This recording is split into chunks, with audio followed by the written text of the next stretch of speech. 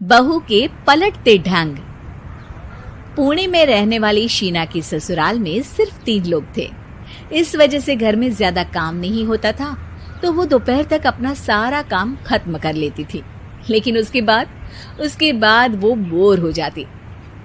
इस वजह से उसने शिनचैन कार्टून देखना शुरू कर दिया, जो धीरे धीरे उसके व्यवहार पर इतना इफेक्ट करता गया कि वो खुद भी शिनचैन जैसी ही बातें करने लगती है। एक रात डिनर करते हुए, अरे बहू, जरा अचार तो देना। ओहो ससु माँ, आपसे इतना काम भी नहीं होता। इस तरह तो आप जल्दी जल्दी बुढ़िया हो जाओगी। अरे शीना, ये तुम कैसे बात कर रही हो? आपको तो कुछ भी समझ में नहीं आता। ये शीना का शिनचैन स्टाइल है। ऐसा बोलकर शीना वहाँ से चली जाती है। अगली सुबह शीना सबके उठने से पहले ही घर का काम खत्म करके कार्टून देखने बैठ जाती है। अरे वाह बहू, कमाल ही कर दिया। इतनी जल्दी सारा काम खत्म कर दिया। बस भी कीजिए, अब मैं इतनी भी कुछ खास नहीं। ओफो, तुम और तुम्हारे शिनचैन का भूत, जाने कब नॉर्मल इंसान की तरह बात करोगी। मॉम, आप तो बस मुझसे जलती रहती हैं। आपको क्या पता मेरी लाइफ कितनी मुश्किल है। अच्छा छोड़िए, अब मैं शॉपिंग के लिए जा रही हूँ। हाँ, तो ये है तुम्हारी मुश्किल लाइफ। शीना शॉपिंग करने मार्केट पहुँच जाती है, जहाँ उसे जय के ऑफिस की एक लड़की मिलती है। हेलो, आप जय की वाइफ है ना? हेलो, मेरा नाम शीना है। मैं 26 साल की हूँ और मुझे शिमला मिर्च बिल्कुल भी पसंद नहीं है, पर शिमला जा सकती हूँ। हाँ। शीना की बात सुनकर लड़की आगे कुछ बोले बिना वहाँ से चली जाती है। कमाल है, आजकल के बच्चों को इंटेलिजेंट लोगों से बात करना आता ही नहीं।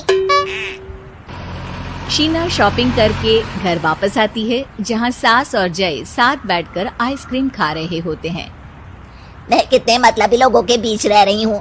एक छोटी प्यारी बच्ची के बारे में सोचे बिना सब आइसक्रीम खाने बैठ गए। अब इतना नाटक करने की जरूरत नहीं है। तुम्हारी आइसक्रीम फ्रिज में रखी है, खा लो। आइसक्रीम, मैं आ रही हूँ।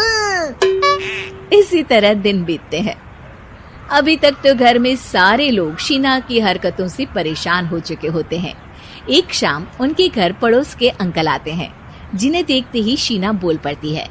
हेलो अंकल, आज आप यहाँ? ये कह रही है आप यहाँ बैठिए, हम अभी आते हैं। ऐसा बोलकर शीना की सास उसे लेकर रसोई में चली जाती है। अरे वो तुम्हारी पापा की उम्र के हैं, उनकी इंसल्ट तो मत करो। आपको तो बस अपनी ही खुशी दिखाई देती है। शीना के ऐसे बोलने पर सास हैरान रह जाती है और शीना बाहर आकर अंकल से कहती है, तो अंकल, आज आप क्या लेने आए हैं? या फिर बस सासू माँ को देखने का बहाना चाहिए? वैसे ये इतनी भी अच्छी नहीं है, पूरा समय मुझे डांटती रहती है और कभी कभी तो खाना भी नहीं देती। अंकल हैरानी से उसकी ओर देख रहे हैं। तभी उसकी सास वहाँ आती है। अरे शीना, इतना झूठ मत बोलो, मैंने कब तुम्हें खाना नहीं दिया? अरे ऐसा बोलोगी तो तुम्हें आज रात का खाना सच में नहीं मिलेगा। देखा, मैंने कहा था ना, बच्ची पर जुल्म करती है। आप मुझे अपने घर ले चलो अंकल। इस तरह दोनों सास बहू में तू मैं शुरू हो जाती है, जिसे देख अंकल तो डर कर भाग जाते हैं, लेकिन वो दोनों चुप ही नहीं होती। रात को जय के घर वापस आने पर सास उसे शीना की सारी बात बताते हुए कहती है, अरे इसके सर से कार्टून का भूत तो उतारना ही पड़ेगा। मौका या वक्त कुछ देखती ही नहीं, बस बकवास शुरू कर देती है। बात तो आपकी सही है, पर क्या करेंगे? अरे कार्टून देखकर ऐसी बनी है तो इसकी कार्टून ही बंद कर दो। हाँ, कार्टून बंद करके कुछ समझदारी वाली चीजें दिखाते हैं। जियोग्राफी दिखाना शुरू कर दूं ना, क्या पता कुछ अकल आ जाए। हाँ, नाइस आइडिया माँ।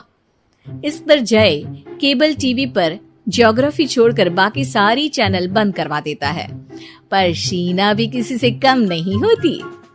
ओहो पतिदेव, अपने आप को बहुत स्मार्ट समझते हो। शीना मोबाइल पर YouTube ऑन करके उस पर शिनचैन देखने लगती है। शीना की इस स्मार्टनेस को देखकर जय तो बेचारा सर खुजलाता ही रह जाता है। हमने इसे जरूरत से ज्यादा अंडर एस्टिमेट कर दिया, अब क्या करें माँ? अरे इंटरनेट बंद करवा दे बेटा। शीना को कार्टून की दुनिया से बाहर निकाल वापस इंसान बनाने के लिए अब जय इंटरनेट भी बंद करा देता है, जिससे शीना परेशान हो जाती है।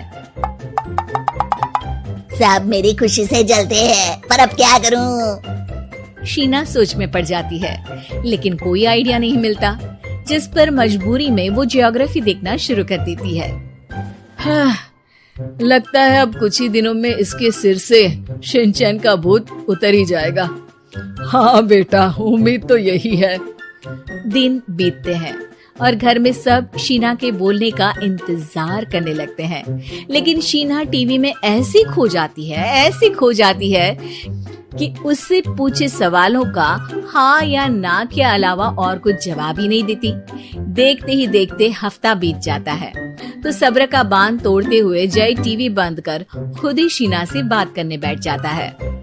क्या बात है शीना, पहले तुम ज्योग्राफी देखने को तैयार नहीं थी, और जब देखने बैठी तो इसके आगे किसी चीज की कोई सूध ही नहीं, ना किसी से बात करनी, ना घर का कोई काम। अरे माँ कब तक अकेले सब कुछ संभालेंगी? अभी भी तुम्हारे सर से शिनचैन का भूत उतरा कि नहीं? जब मादा भालू नर भालू से बात नहीं करती, तो वो उनका ध्यान अपनी तरफ आकर्षित करने के लिए बिल्कुल यही हरकत करते हैं। तुम नर भालू हो। शीना के ऐसा बोलते ही जय और उसकी मम्मी एक दूसरे की तरफ देख सर पकड़कर बैठ जाते हैं।